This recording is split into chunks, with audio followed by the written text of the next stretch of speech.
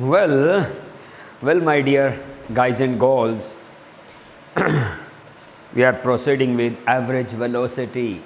11th class student, अब बस 2-3 दिन में आपका टेस्ट होगा. You have to be prepared. Daily का काम डेली करना है बच्चों. ऐसा आप लोगों ने मुझसे प्रॉमिस किया, खुद से प्रॉमिस किया, पेरेंट्स से प्रॉमिस किया हुआ है बच्चों.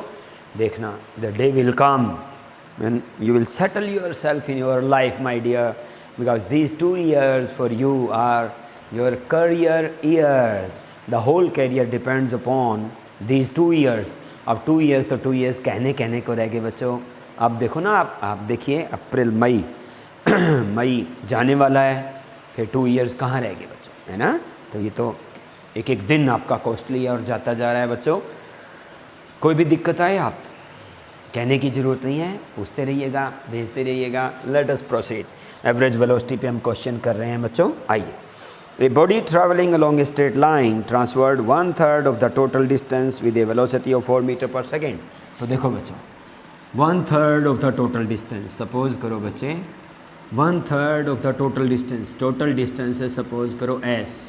1/3 कितनी होगी बच्चों? इतनी. s/3 a से b तक. अगर हम इस पॉइंट को b है ना बच्चे, b ना लें, 1/3.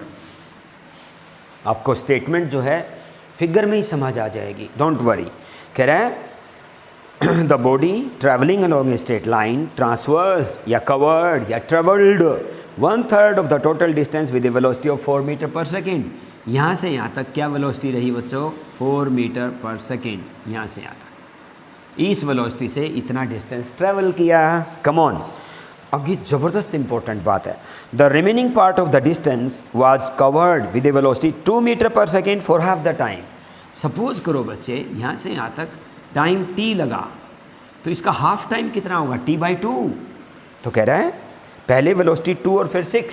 देखो पहले वेलोसिटी, हाँ, इतना पोर्शन b से c तक का डिस्टेंस पता नहीं कितना है ना. इस t का आधा टाइम लगाया इसने. आधा कितना होता है? t/2.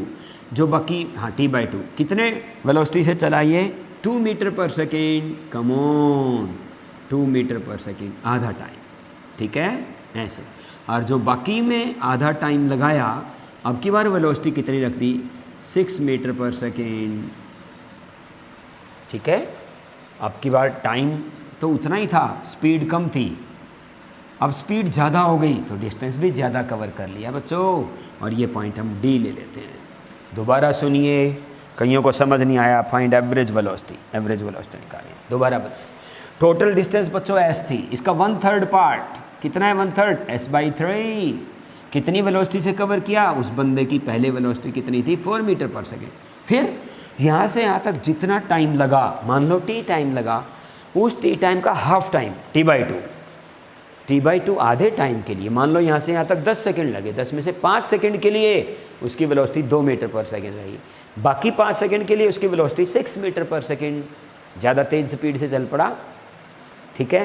तो बताइए एवरेज वेलोसिटी क्या है? और एवरेज वेलोसिटी आपको याद है, average velocity is equal to total displacement covered, है ना बच्चों. डिस्प्लेसमेंट कवर्ड या ट्रेवल्ड या transversed, total time taken. Come on, total time taken. तो डिस्प्लेसमेंट, क्योंकि स्ट्रेट लाइन में जा रहा है, डिस्प्लेसमेंट और डिस्टेंस तो सेम बातें होंगी. चलो करते हैं बच्चों. एवरेज वेलोसिटी का फॉर्मूला तो मैं अच्छे से आ गया. ठीक है. पहले ये वाला डिस्टेंस की बात कर लें. इसमें टोटल डिस्टेंस कवर तो हमें पता है बच्चों, s है. Total time from a to b. ठीक है बच्चों. Time from b to d. ऐसे बच्चों bd कर दूँ, bd. ठीक है बच्चों. This is what average velocity, you know. तो पकड़ो. देखो बच्चों, time from A to B, A से बी तक का टाइम कैसे निकालेंगे? डिस्टेंस अपॉन स्पीड, यानी डिस्टेंस अपॉन स्पीड कह दो या डिस्प्लेसमेंट अपॉन वेलोसिटी कह दीजिए. डिस्प्लेसमेंट कितना? s/3. वेलोसिटी कितनी? 4. This can be s/12. 3 4 जा 12. TA भी आ गया. मजे आ गए. TA तो आ गया बच्चों. इसलिए इसको लिखा जा सकता है TA की वैल्यू वो रही कितनी? s/12 प्लस TBD चाहिए मुझे, B से लेकर D तक का. Come on. ये कितना टाइम है? देखो बी से लेकर डी तक का टाइम क्या है, टी, तो टी लिख देंगे हम, है ना। टी को इन टर्म्स ऑफ एस पता करते हैं। तो पहले बी सी डिस्टेंस की बात करें। B C distance is equal to velocity into time. Velocity 2 metre पर सेकेंड बच्चों, इंटू टाइम कितना, t/2। This comes out to be 2, हाँ this comes out to be 2 से 2 तो कैंसिल हो गया बच्चों, ठीक है, ऐसे 2 से 2 कैंसिल हो गया, तो आपका आ गया t। बी सी निकल गया। सी डी की बात करना, distance is equal to velocity speed into time. Speed कितनी 6, टाइम कितना फिर t/2, ये आ गया 3t। ठीक है बच्चों, बी सी पता है, बी सी डिस्टेंस पता है, तो हम एक बार करें बी डी डिस्टेंस की बात करना बच्चों।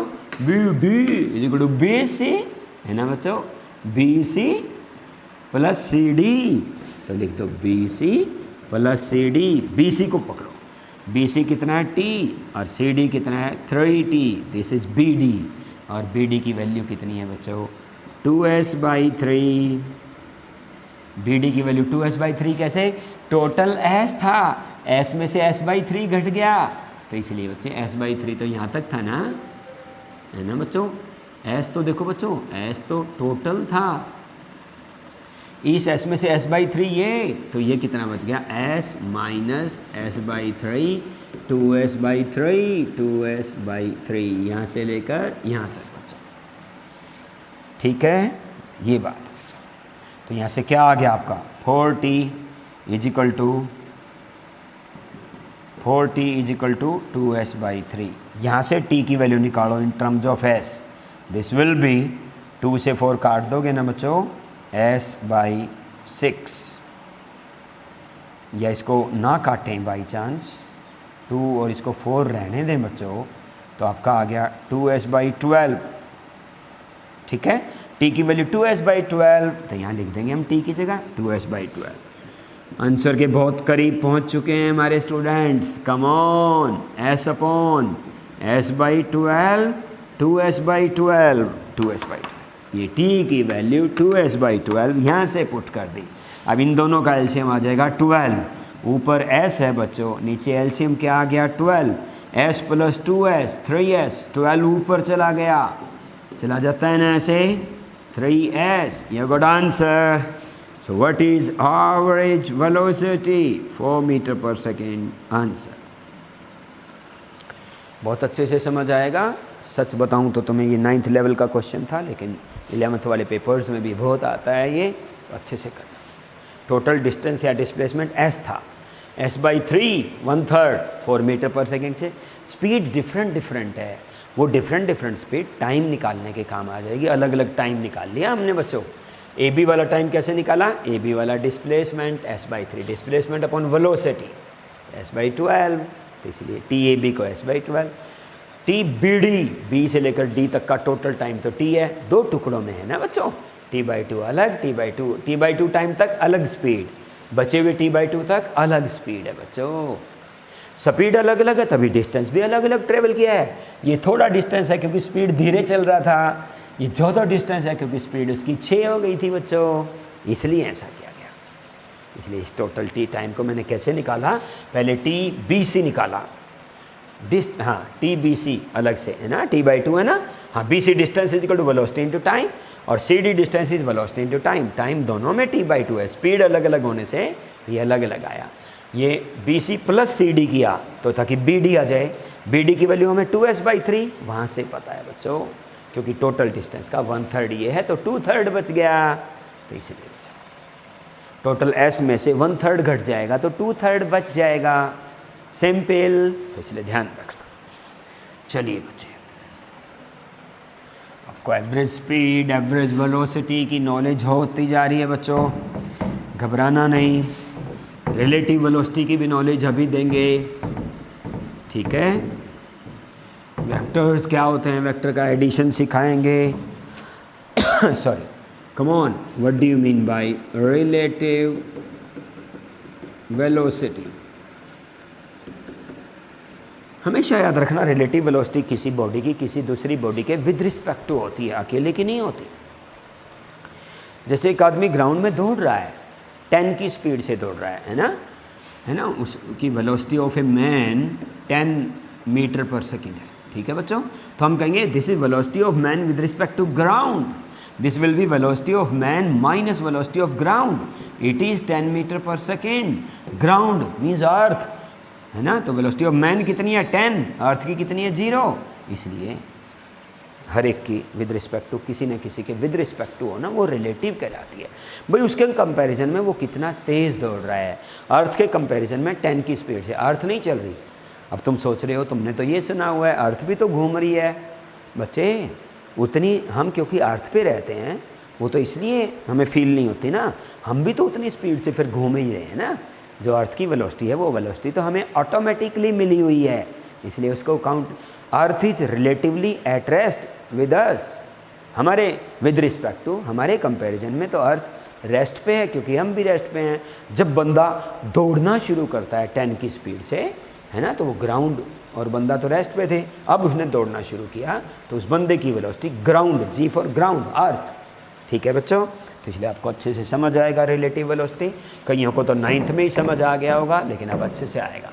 Relative velocity of a body with respect to B, इसको कैसे लिखते हैं, V A B is V A minus V B, कब, जब दोनों की डायरेक्शन सेम हो। इसकी वेलोसिटी क्या है बच्चों, वी ए, इसकी क्या है बच्चों, V B, they are going in the same direction with different velocity. तो ए बी के कंपैरिजन में कितनी आगे चल रही है, तो ऐसे निकालेंगे बच्चों, ठीक है। अगर कोई ये कहे कि relative velocity of B with respect to A निकालो, V B minus V A, mind it, ठीक है। एक बंदा मान लो 10 मीटर पर सेकेंड की स्पीड से भागा जा रहा है, दूसरा बंदा थोड़ा स्लो चल रहा है बच्चों, 2 मीटर पर सेकेंड से चल रहा है, तो ये ए बी के कंपैरिजन में कितना आगे है, 8, है ना, याद रखना बच्चे। Relative velocity of A with respect to B is 10 minus 2, 8 meter पर सेकेंड इज रिलेटिव वेलोसिटी।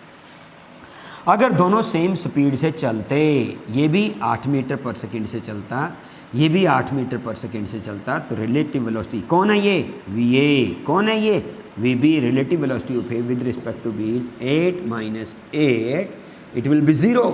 इसको बोलते हैं they are relatively at rest, दोनों के बीच में गैप उतना ही रहेगा, दोनों साथ साथ दौड़ते रहेंगे, कोई आगे पीछे नहीं होगा। यहाँ तो आगे पीछे हो जाएंगे ना बच्चों, एक की वेलोसिटी 10 है, एक की 2, तो 10 वाला 2 वाले से आगे चलेगा ना, गैप हो जाएगा, यहाँ गैप होगा ही नहीं। तो it is said that they are relatively at rest बच्चों, they are relatively at rest, ठीक है, याद रखना। तो क्या याद रखना बच्चे, सेम डायरेक्शन में जब हो तो रिलेटिव वेलोसिटी कैसे निकालते हैं, दोनों का सब्ट्रैक्शन, ऐसे। जब अपोजिट डायरेक्शन में हो तो क्या करते हैं, सपोज करो बच्चे ये वी ए राइट में जा रहा है, वी बी लेफ्ट में जा रहा है बच्चों, हमें तो एक फार्मूला स्टैंडर्ड याद है कि जब सेम डायरेक्शन में जा रहे हो तो क्या होता है बच्चों, ये वेक्टर का सिंबल लगा रहा हूँ, दोनों का डिफरेंस, तो इनको सेम डायरेक्शन में ले आओ, नहीं है ना सेम डायरेक्शन में, तो आप ले आओ, लाते कैसे हैं मतलब और लिख देंगे ना बच्चों, इधर वेलोसिटी ऑफ ए, इसका लिख देंगे velocity of B with minus, समझ गए ना, इधर वी बी से दौड़ रहा है ये, तो इधर माइनस वी बी से, अगर मैं 10 की वेलोसिटी से इधर दौड़ रहा हूँ तो ये अंडरस्टूड है मैं -10 से उधर दौड़ रहा हूँ, अगर मैं 10 से इधर दौड़ रहा हूँ तो ये अंडरस्टूड है कि -10 से मैं उधर दौड़ रहा हूँ। डायरेक्शन पलटने से माइनस आता है, माइंड इट नेगेटिव, तो इसलिए बच्चों ये अपोजिट डायरेक्शन में थे, पहले सेम डायरेक्शन में ले आओ, सेम डायरेक्शन में ले आए, वाओ, सेम डायरेक्शन में आते ही तो डिफरेंस होता है, फिर तो आपको आ गया। फिर आप कैसे करेंगे, फिर आप ऐसे करेंगे बच्चे, relative velocity of A with respect to B is V A minus minus V B, this is what, V A plus V B, okay. तो इस बात को अच्छे से याद रखो, जब दोनों अपोजिट डायरेक्शन में होती हैं तो प्लस करके निकाली जाती है रिलेटिव वेलोसिटी, सेम डायरेक्शन में होती हैं तो माइनस करके निकाली जाती है। मुझे उम्मीद है कि मेरे स्टूडेंट्स ये भूलेंगे नहीं। जब सेम डायरेक्शन में होते हैं तो थीटा क्या होता है, 0 डिग्री, जब अपोजिट डायरेक्शन में होते हैं तो थीटा कितना होता है बच्चों, 180 डिग्री। जब थोबड़े अपोजिट हो जाएं तभी तो 180 बनता है बच्चे, दोनों के मुंह अपोजिट हो गए तो 180, एक का मुंह राइट में एक का लेफ्ट में 180। जब थीटा यानी अपोजिट डायरेक्शन हो तो थीटा कितना, 180, सेम डायरेक्शन हो तो थीटा 0। मतलब ऐसे भी याद रखोगे, जब थीटा 0 डिग्री है तो दोनों का डिफरेंस, जब थीटा 180 डिग्री है तो दोनों को प्लस करके निकाली जाती है रिलेटिव वेलोसिटी। अब क्या ज़रूरी है, हमेशा एंगल 0 एंड 180 ही होगा, 90 भी तो हो सकता है, 30 भी तो हो सकता है, 60 डिग्री भी तो हो सकता है, 45 भी हो सकता है। तो ये सारे केसेस हम तब करा पाएंगे जब आपको वेक्टर्स की नॉलेज हो जाएगी, वेक्टर्स का एडिशन आएगा आपको। इसलिए हमारा अगला टॉपिक है। फिलहाल 2 बातें याद रखना, सेम डायरेक्शन में है तो रिलेटिव वेलोसिटी कैसे, डिफरेंस करके, अपोजिट डायरेक्शन में है तो रिलेटिव वेलोसिटी कैसे, प्लस करके। ये दोनों याद होनी चाहिए ताकि इनके बीच का जब एंगल होगा वो आपको कब समझ आएगा बच्चों, जब आप वेक्टर्स की नॉलेज, वेक्टर्स को कैसे ऐड किया जाता है, नहीं तो नहीं समझ आ सकता। इसलिए हम हमारा टॉपिक कर रहे हैं addition of vectors. Come on, addition of vectors, vectors को प्लस कैसे करते हैं। ठीक है बच्चों, वेक्टर क्वांटिटी क्या है मैं बता चुका हूँ ना। फिजिकल क्वांटिटीज़ 2 टाइप की होती हैं, एक स्केलर एक vector. Scalars are those beautiful quantity which have only magnitude no direction. Vectors are those quantities which have both magnitude as well as direction। लेकिन ये भी मैंने साथ बताया था, कुछ कैटेगरी और भी थी बच्चों, उनका नाम क्या बताया था आपको याद होगा, tensors. Tensors are those beautiful quantity which are neither scalar nor vector. इसलिए फिर वेक्टर की डेफिनेशन बदल गई कि एक क्वांटिटी अगर वेक्टर होना चाहती है बच्चों, मैं ये सब बात बता चुका हूँ। For a quantity to be vector 2 नहीं 3 कंडीशन ज़रूरी हैं। किसी क्वांटिटी को अगर वेक्टर होने हैं, समझ आने होने हैं ना, किसी क्वांटिटी को वेक्टर होने हैं तो 2 नहीं 3 चीज़ें चाहिए।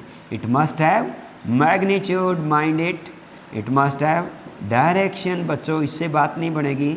It must obey, it must also obey laws of vector algebra. Vector algebra, vector addition, vector multiplication, vector subtraction, ये भी ओबे करना होगा, तब वो क्वांटिटी वेक्टर होती है। इन 2 से बात नहीं बनती। क्या फॉलो करना चाहिए, वेक्टर एडिशन। तो पहले एडिशन सीख तो लें हम। स्केलर को ऐड करना तो तुमने छोटी क्लासेज में सीख लिया था। जैसे बच्चों एक तराजू है मान लो, है ना, तराजू सबने देखी है ना बच्चे, पेन, यहाँ 10 किलो का मास रखा है बच्चे, मास ऑफ 10 किलो। किसी आदमी ने 5 किलो और ठोक दिया इसके अंदर, तो 10 और 5 15, चाहे 5 किलो वाले के ऊपर 10 किलो का रख दो, 10 किलो वाले के ऊपर 5 का रख दो, 15, because mass is are scalar quantities. Simply add होते हैं ना 10 + 5। वेक्टर्स सिंपली ऐड नहीं होते बच्चों। वेक्टर्स कैसे ऐड होते हैं, यू विल नाउ लर्न। अब आप सीखेंगे बच्चे, सीखें एडिशन ऑफ वेक्टर। टेंसर कौन सी क्वांटिटी समझ आ गई, जो बेचारी ना स्केलर हो पाई ना वेक्टर हो पाई। एग्जाम्पल करंट बताया था, मोमेंट ऑफ इनर्शिया। तो ऐसे बढ़ते जाएंगे तो और भी अच्छे से समझाते जाएंगे। Don't worry at all, come on. ठीक है बच्चों, आपको चिंता नहीं करनी। एडिशन ऑफ वेक्टर कौन बताता है, law of parallelogram. Law of parallelogram, parallelogram को शॉर्ट में ऐसे लिखते हैं। ये कहता है कि वेक्टर्स को कैसे ऐड किया जाता है। If 2 vectors acting at a point be shown by 2 sides adjacent sides of a parallelogram, then their resultant, मतलब their result, मतलब their sum, SUM, sum, their resultant is given by that diagonal of parallelogram। कौन सा diagonal, that diagonal बच्चों, that diagonal of parallelogram which passes through the same point through which the two at which the 2 vectors meet। देखो बच्चों बहुत अच्छे से समझ आएगा आपको। एक वेक्टर ए है बच्चों, दूसरा वेक्टर बी है। If they are meeting at a point, I am repeating the definition, मज़े आएंगे, ध्यान से सुनना।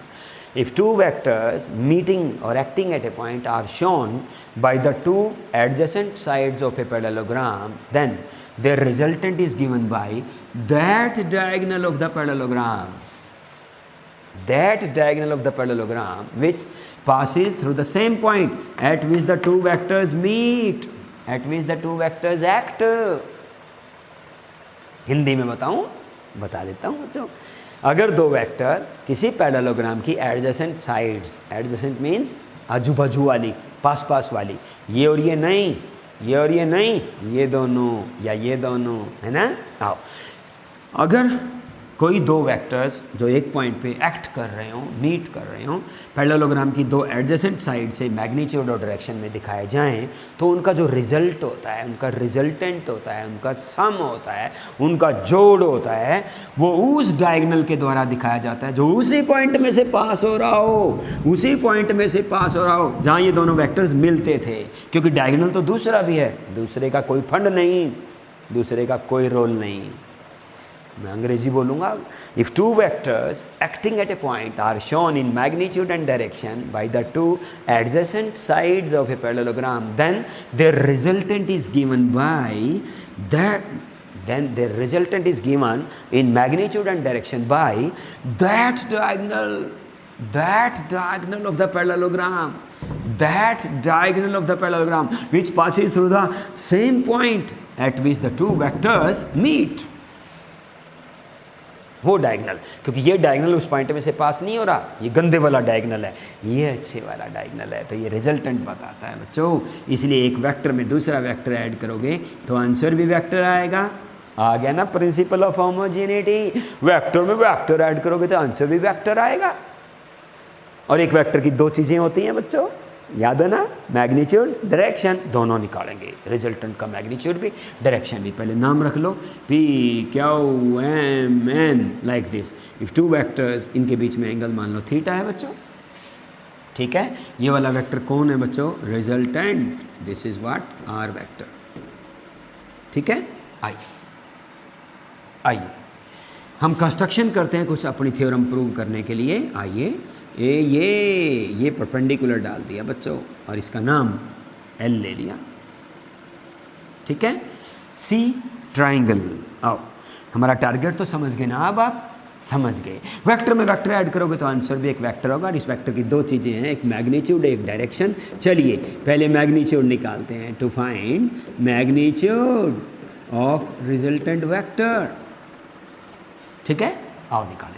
C ट्राइंगल, कौन सी ट्राइंगल को सी करना है आपको? MPL है ना बच्चों, MPL। This is what? Right angled triangle. Pythagoras, जल्दी लगा दो पाइथागोरस बच्चों। PM square is equal to PL square plus ML square, ठीक है बच्चों। PM square is equal to ML square plus PL square. इस PL को लिख दो जल्दी बच्चों।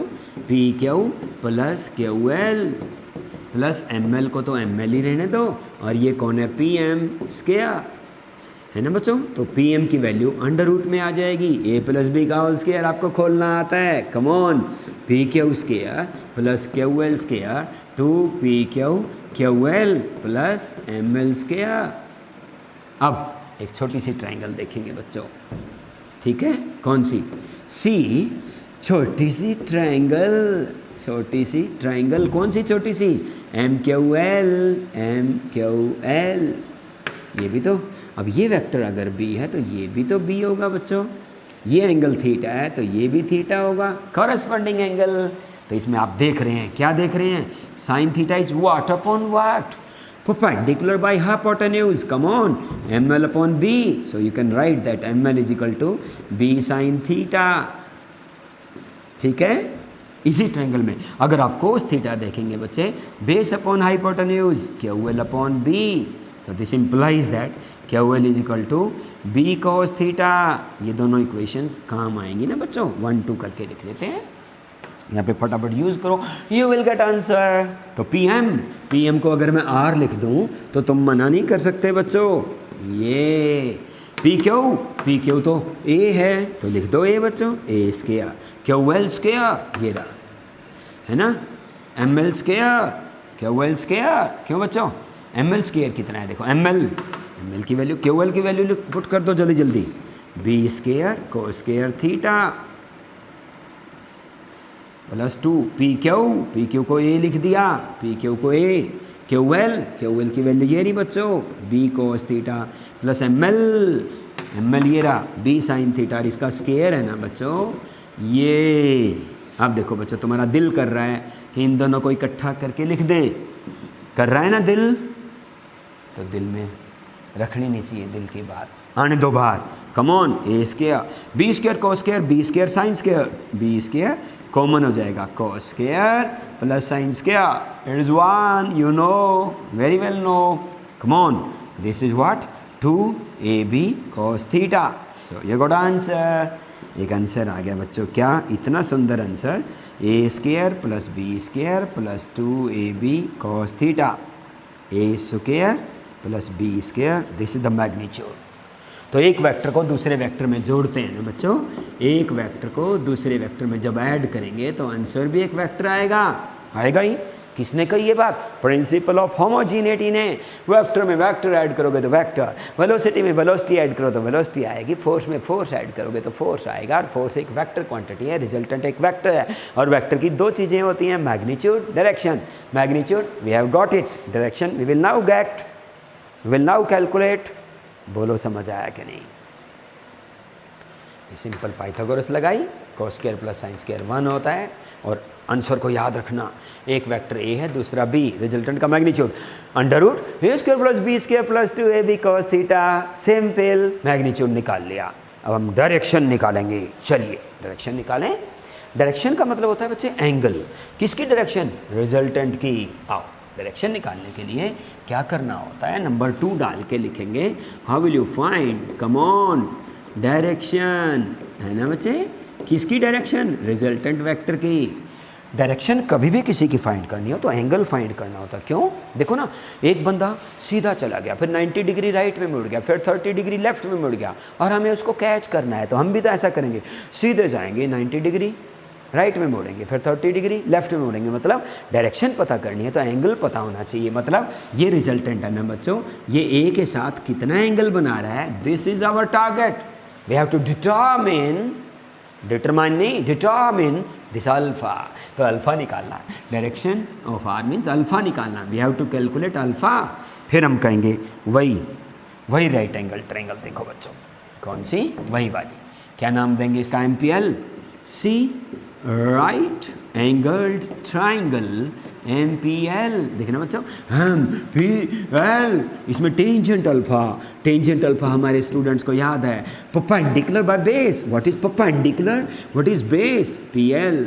perpendicular ml, base is PL. This can be rewritten as PL, PQ plus QL. This is PQ plus QL. Come on. अब values put करने में तुम देर ही नहीं लगाओगे, क्योंकि ml को जानते हो तुम, B sin theta. Come on, PQ को जान चुके हो तुम, PQ तो A है, प्लस QL को जान गए हो तुम, B cos theta. And this formula must be remembered for numericals. तो दोनों फार्मूले हमारे स्टूडेंट्स को याद होंगे, ऐसी उम्मीद ही नहीं बल्कि अपेक्षा करता हूँ बच्चे। This is not only expected but it is required from you people. अब जो फिजिक्स बढ़ती जाएगी बहुत मज़े आएंगे बच्चों, रियल फिजिक्स है ना, रियल लाइफ में ये यूज़ होता है हर जगह पे, कहाँ यूज़ होता है, विल बी टोल्ड। तो दो फार्मूले याद, ये किसका फार्मूला बताएंगे? डायरेक्शन का बच्चों। कभी भी डायरेक्शन का फार्मूला मैं आपसे पूछूं तो आपको ये बताना होगा।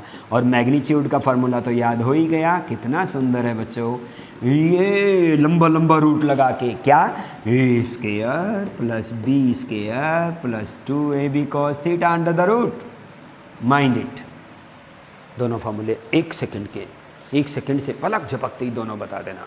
वेक्टर में वेक्टर ऐड करोगे तो आंसर भी वेक्टर, और वेक्टर की दो चीज़ें, मैग्नीट्यूड यूरा, डायरेक्शन यारी, दोनों चीज़ें आपको आनी चाहिए। कम ऑन, चलिए कहाँ यूज़ होता है डेली लाइफ में? बहुत जगह यूज़ होता है बच्चों, क्या बताएं अब आपको, है ना, because it is loving physics, it is that branch, that loving branch of science which deals with the study of nature and natural phenomena occurring in our surrounding। कहाँ यूज़ होता है? देखो ना बच्चे, स्लिंग में है ना यूज़, स्लिंग, गुलैल चलाते हैं जो, याद आ गया होगा आपको बच्चे, चलाइए कि नहीं? यस चलाइए ज़रूर बच्चों ने, स्लिंग भी बोलते हैं बच्चों, ये याद आया। तो एक रबड़ होती है ना बच्चों, ये स्टोन होता है ना, चलाइए, कभी नहीं चलाई तो अब चला लेना, पकड़ के खींचते हैं फिर मारते हैं स्टोन को, छोड़ते हैं ना बच्चों। इस स्टोन के ऊपर दो फोर्सेज एक्ट कर रहे हैं बच्चे, कौन कौन से? एफ। तो इनका रिजल्टेंट कौन निकालेगा? Diagonal, complete the parallelogram diagonally the resultant. तो जो डायगनल होगा ना बच्चों उसकी तरफ जाएगा, और ये स्टोन खींच के जब छोड़ दोगे तुम तो बीच में से जाके लगेगा, किसको लगेगा? जिसको टारगेट बनाओगे बच्चे, जिसको मारोगे। ठीक है, आपने जरूर चलाइए। आगे ना मजे। दूसरी बोटिंग। बोटिंग में भी तो ऐसे होता है बच्चे, क्यों बच्चे? बोट चप्पू से चलाते हैं ना बच्चे, दो चप्पू होते हैं ना ऐसे, तो वो क्या करते हैं? पानी को पीछे धकेलते हैं। स्विमिंग, स्विम भी क्या करते हो? यही तो फ़ायदा उठाते हो ना आप बच्चे।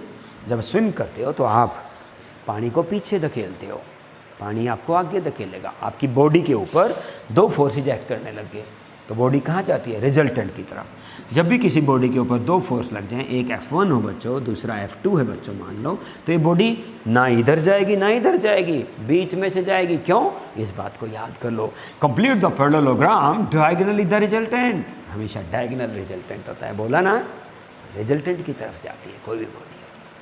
Swimming, boating, flying of the bird, कितने सारे सुंदर सुंदर एग्जाम्पल हैं बच्चे।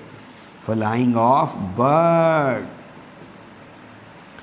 जैसे पक्षी उड़ता है ना बच्चों अपने विंग्स से, पंखों से क्या करता है? एयर को पीछे धकेलता है। देखो रफ सा डायग्राम बना के समझाऊं बच्चों, आपको याद होगा आपको बच्चे। ये विंग्स होते हैं ना बच्चे उसके, याद है ना? Like this. वो विंग से क्या करता है? हवा पीछे धकेलता है। तो हवा क्या करती है बच्चों? इसको बॉडी को, बॉडी हवा उसको आगे धकेलती है। ये इसकी बॉडी के ऊपर लग गया फोर्स, फिर जाएगा कहाँ वो? Complete the parallelogram diagonal is the resultant. बच्चों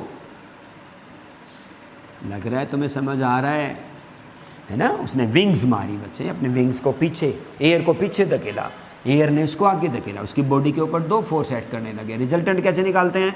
complete the parallelogram diagonal is the resultant. ये सपोज करो थीटा एंगल है, ये फोर्स F लग रहे हैं, तो आप कहोगे ना A² + B² + 2AB cos theta under the root. इतने फोर्स से जो नेट फोर्स आएगा ना, इतने फोर्स से वो आगे जाएगा। जब उसको आगे जाना है तो पीछे की ओर पंख मारता है, जब उसको ऊपर उठना होता है तो विंग्स को नीचे धकेलता है। तो ऐसे वो फॉरवर्ड भी चलता है और ऊंचा भी उड़ता है। तो these are daily life example of law of parallelogram my dear students. Continue studying. Test होगा बच्चों 2-3 दिन के बाद, डेट इन्फॉर्मेशन दे दी जाएगी, MCQ टेस्ट होगा। बी अलर्ट, कोई बात समझ में ना आए पूछो। Have a nice day.